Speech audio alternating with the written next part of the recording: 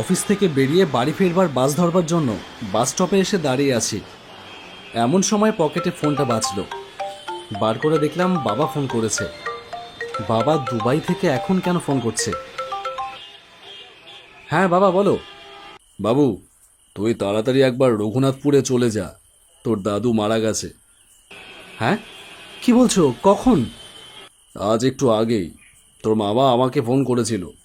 তোকে অনেকবার ফোন করেছিল কিন্তু লাইনে পাইনি, তাই আমাকে ফোন করলো। তুই দেরি করিস না, তাড়াতাড়ি বেরিয়ে যা। দাদুকে একবার শেষ দেখাটা দেখে আয়। আমি তো আর চাইলেও যেতে পারবো না, তুই যা। আচ্ছা ঠিক আছে, আমি এক্ষুনি বেরিয়ে পড়ছি, তুমি চিন্তা করো না। দাদুর মৃত্যুর খবর আমাকে খুব বেশি বিচলিত করলো না। আমরা এটার জন্য তৈরি ছিলাম। মানুষটার বয়স প্রায় 95 ছুঁই ছুঁই, কিন্তু চেহারা ছিল সুঠাম। লাঠি ছাড়াই দিব্যি সোজা হয়ে হাঁটত। কিন্তু শেষ কয়েক মাস ধরে দাদুর শরীরটা ভীষণ ভাঙতে শুরু করে। মাথায়ও একটু সমস্যা দেখা দেয়। বাড়ির পাশের বাঁশবাগানে রাতের বেলা চলে যেত একা একা। গিয়ে চিৎকার করে বলতো, আমি ওদের ছাড়বো না, তুই চিন্তা করিস না মা, আমি কাউকে ছাড়বো না, আমি কাউকে ছাড়বো না। খবর পেয়েছিলাম দাদু অনেকদিন ধরেই অসুস্থ। বিছানা থেকে উঠতে পারে না, খাওয়া দাওয়া সবই প্রায় বন্ধ। কিন্তু বিছানায় শুয়ে শুয়েও ঘুমের ভেতর সেই একই বলি, আমি কাউকে ছাড়বো না, তুই চিন্তা করিস না মা, আমি আমি কাউকে ছাড়বো না। তারপরই হঠাৎ আজ দাদুর মৃত্যুর খবর এলো। অনেক ডাক্তার দেখানো হয়েছিল। আমার ধারণা দাদুকে একটু ভালোভাবে ডাক্তার দেখালে দাদু হয়তো আরো কয়েকটা বছর বেশি বাঁচতে পারত। কিন্তু মামারা আর সেই চেষ্টা করেনি। বাবা বুড়ো হয়ে গেলে তার মূল্য হয়তো এইভাবেই কমে যায়। বাসটা আসতেই উঠে পড়লাম, তবে বাড়িতে নয়, যাব স্টেশনে। সেখান থেকে ট্রেন ধরে রঘুনাথপুর।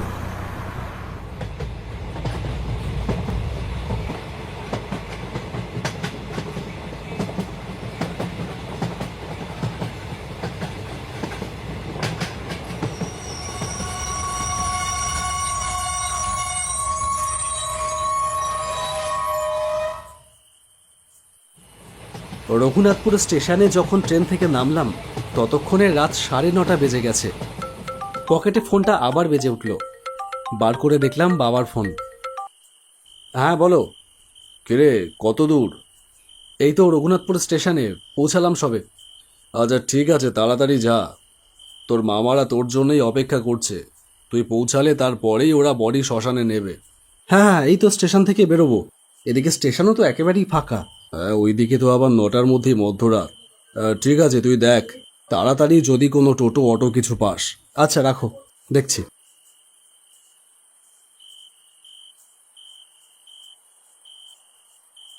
স্টেশন থেকে বেরিয়ে রাস্তায় এসে দাঁড়ালাম। শুনশান ফাঁকা রাস্তা। কতক্ষণে যে টোটো অটো কিছু পাবো কে জানে। এদিকে রাতও বেড়েই চলেছে।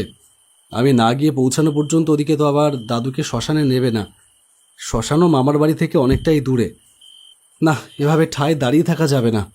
এখান থেকে মামার বাড়ি বেশি দূর না, যদিও হেঁটে গেলে মিনিট 15-20 সময় লাগবে। হাঁটাই শুরু করি বরং, না হলে কখন টোটো পাবো তার কোনো নিশ্চয়তা নেই।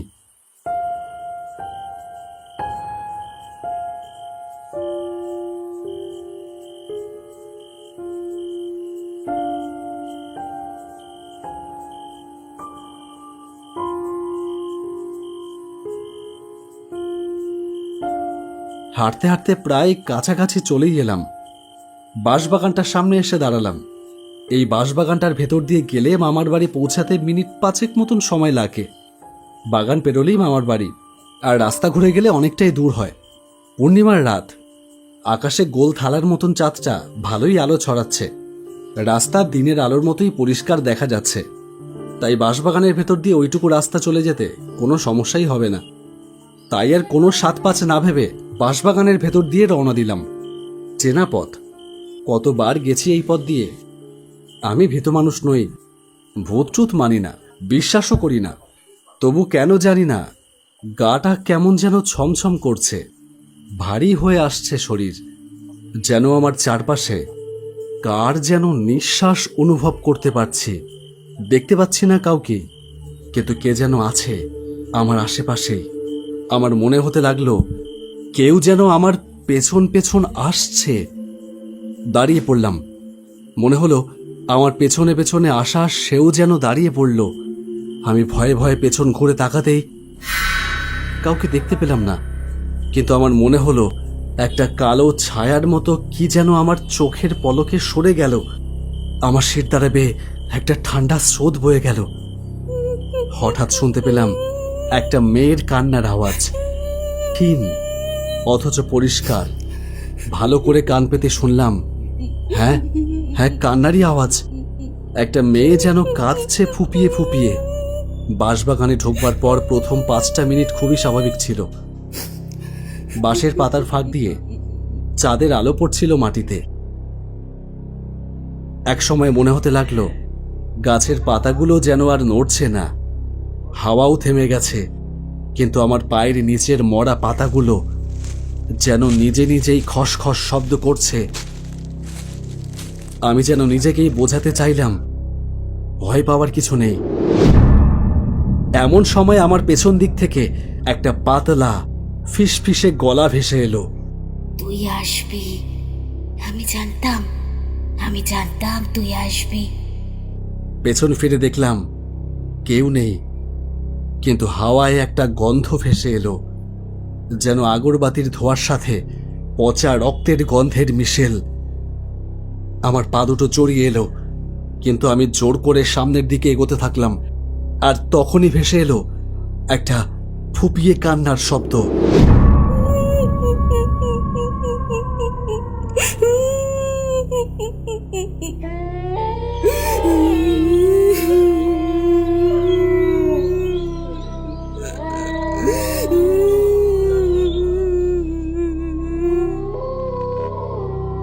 আমি মুহূর্তেই দাঁড়িয়ে পড়লাম, একেবারে আমার কাছ থেকে। হ্যাঁ, একটা মেয়ে, তাতে কোনো সন্দেহ নেই।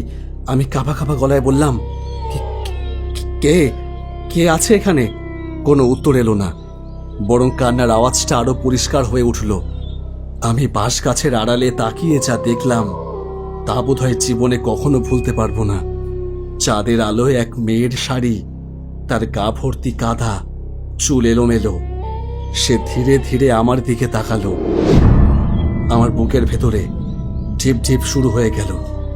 তার ঠোঁট কাঁপছে, যেন কিছু বলতে চাইছে। সেই মুহূর্তেই হঠাৎ করে তার মুখ বিকৃত হয়ে গেল, চোখগুলো লাল হয়ে উঠল। সে চিৎকার করে বলে উঠল, ওদের কোনো শাস্তি হলো না, তুই তো ওদেরই একজন, তাই তোকে মরতে হবে।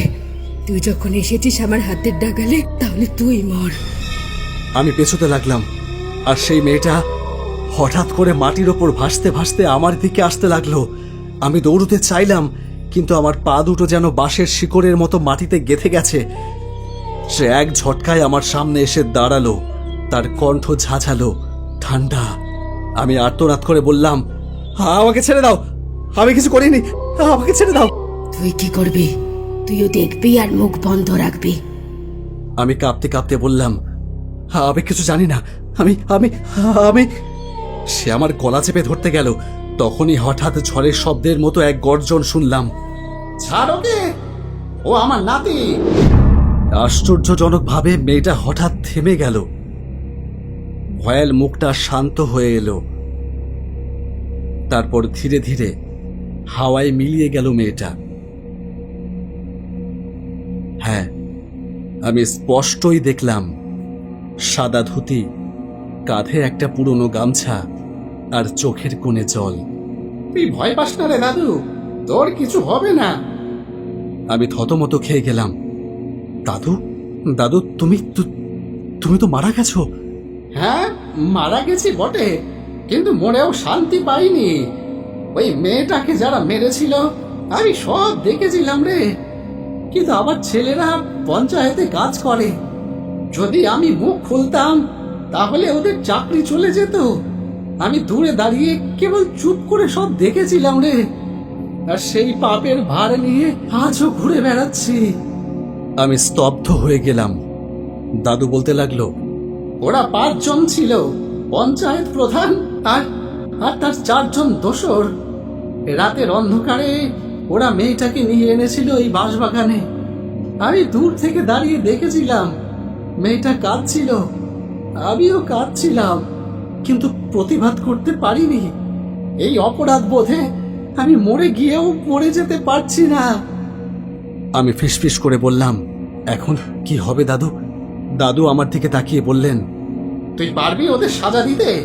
ওদের মুখোশ খুলে ওদের সত্যিটা সামনে আনতে পারবি? সমাজ থেকে ওই জঞ্জালগুলোকে সাফ করতে পারবি তুই? আমি কাঁপা কাঁপা গলায় বললাম, পারবো, আমি পারবো দাদু। আমি প্রতিশোধ নয়, ন্যায় দিতে চাই। দাদু চোখ বুজে বললেন, তাহলেই আমি শান্তি পাবো রে। দাদু ধীরে ধীরে মিলিয়ে গেল চাঁদের আলোয়। আমি একা দাঁড়িয়ে থাকলাম সেই নির্জন বাঁশবাগানে।